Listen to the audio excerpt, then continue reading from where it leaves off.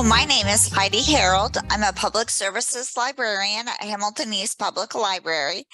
I am here with Scotty Scott of Cook, Drank, Eat to talk about his cookbook, Fix Me a Plate, Traditional and New School Soul Food Recipes. I am currently using a digital copy of the cookbook because all of our library copies are checked out. Your cookbook has been circulating really well at our library, so I know our patrons will be excited to watch the interview. Thank you so much for taking the time to talk with me today. Thanks so much for having me, Heidi. I really appreciate it. Great. So first, you have such an interesting background. So I think many people in traditional careers would like to try to do something more creative. So your career change from a lawyer to a chef is a pretty extreme career change. But it seems like it has really worked out well for you. So what would you say to other people who are thinking about changing their career? Just, I guess the biggest thing is just to go for it. If it's something you're really passionate about, it's going to make you happy. Just go for it. I mean, a lot of times you kind of ruminate over something and worry about what if it doesn't happen. If it doesn't happen, if it doesn't work out, you could always probably go back to what you were doing. But if you don't, at least try to go for it. You'll never know. Yeah, great. I think that's great advice. And then, so you mentioned in Fix Me a Plate how the combination of cooking and photography has really helped your social media influence. And as a successful social media influencer, what would you recommend to others who are interested in sharing their interests on social media? If you're really interested in it, you have to treat it like a job. People ask a lot of times, like, man, you make these cooking videos. There are times where you don't feel like cooking. And I'm like, absolutely. But or to produce content and to make sure it looks, professional and so forth, there's not going to feel like doing it, but you have to make sure that you're dedicated to it. And if you're dedicated to it, you'll realize, one, you'll get better and better at it. And then two, your audience will appreciate that, knowing that they can count on, whatever you're trying to put out there is going to be, coming forth in a regular basis. Great, great. Well, thanks for that advice. I know our patrons will appreciate hearing that. And the next thing also about your cookbook, we're kind of talking about everything but cooking so far, but I love your writer's voice in your cookbook, and kind of the casual humor in your writing really makes the reader feel like they're right in the kitchen with you. Have you always enjoyed writing? I have. It's funny, growing up, I was always the kid that wanted to read my stories in class and stuff like that. Writing was one of my favorite subjects. And at some point along the line, I got away from it, thinking it wasn't necessarily a viable career option, which of course it very much is. And so when the publisher came to me about writing the cookbook, I was ecstatic because I felt like I could finally get back to doing some writing and writing creatively. I mean, you work in the legal field, you have to write stuff that's factually based, but on a creative level was incredible, and I really enjoyed it. Great, great. Well, I enjoyed reading it. I also love in the cookbook how you tell the reader that the cookbook should just be a starting point and they should add their own flair and personal touch.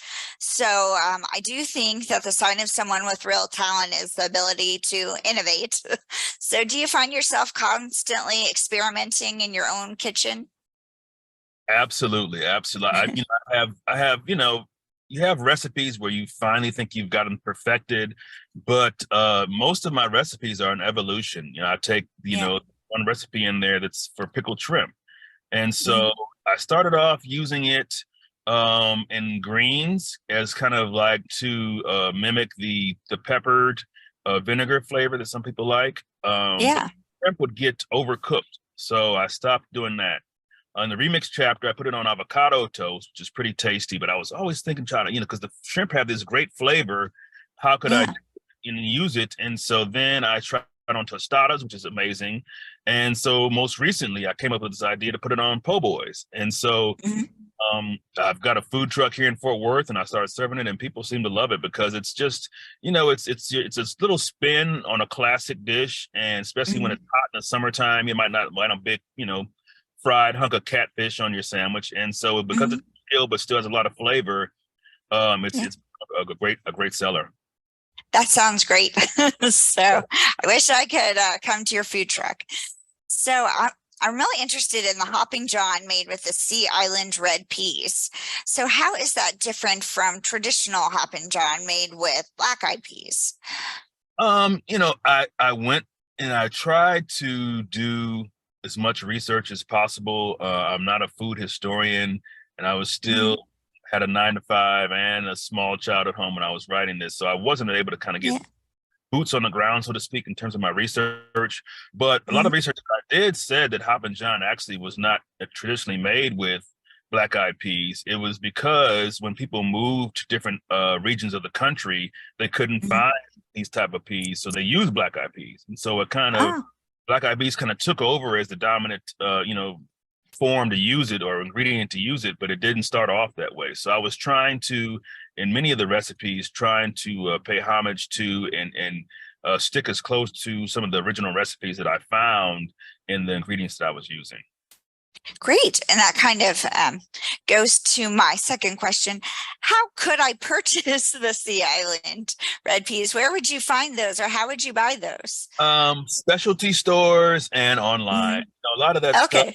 It's a little bit, I tried to I've also got Carolina Gold rice that I use in there, which is hard to find. Some of the stuff, part of it is kind of getting back to the original ingredients, which unfortunately sometimes not only are hard to find, but they can be more expensive. But like I said, if you don't have that in your local area, you can kind of swap out what you have and make the best of it. Great. I just have a couple more questions and then I'll let you go. So thank you so much. But I love your equation for a good soul food breakfast, any kind of protein plus any kind of carbs. So I think that equals delicious. I would really like to try the catfish and grits, and I would have never thought to have fish for breakfast, but I bet it is delicious. What is your favorite breakfast recipe from the cookbook? Ooh, that's a tough one. Probably the biscuits are my favorite. Biscuits and because in my cookbook and in writing the cookbook, biscuits have been done many different ways, and you want to make sure that you're not plagiarizing anybody and you're using unique ingredients or unique steps. And so I like the biscuits in that they are they take a little bit longer than your average buttermilk biscuits, but use of yeast only just to help it rise a bit, but it's giving that more of a bread aroma and taste and flavor to it. And so I think it's kind of a nice little twist on your classic biscuit that really goes a long way. Great. So if you were cooking dinner for friends today in midsummer, what would you make? Today, actually, I'm just sure I'm going to make some gazpacho because it's great 100 degrees here in Texas, so it's good gazpacho season. So that's on the menu for this week. Great. And I just have one more question. So what is next for you? Do you want to do a TV show or what do you think is next on your agenda? I've got, I opened my food truck in March. So I've been, hunkered down, getting that off the ground for the past couple months. I've definitely got a couple TV items in the works that I'm working on. And cookbook number 2, I'm raring to go for cookbook number 2. I've kind of got the writer's bug now, so it's amazing. I didn't realize I would enjoy the research aspect of it as much as I did. It kind of, photography. I've got the writing, the research kind of in my law school background. So it was really just a joy to write it. I'm ready to get back in there and write my second cookbook. Great. Well, I really appreciate you taking the time out of your day to talk to me today.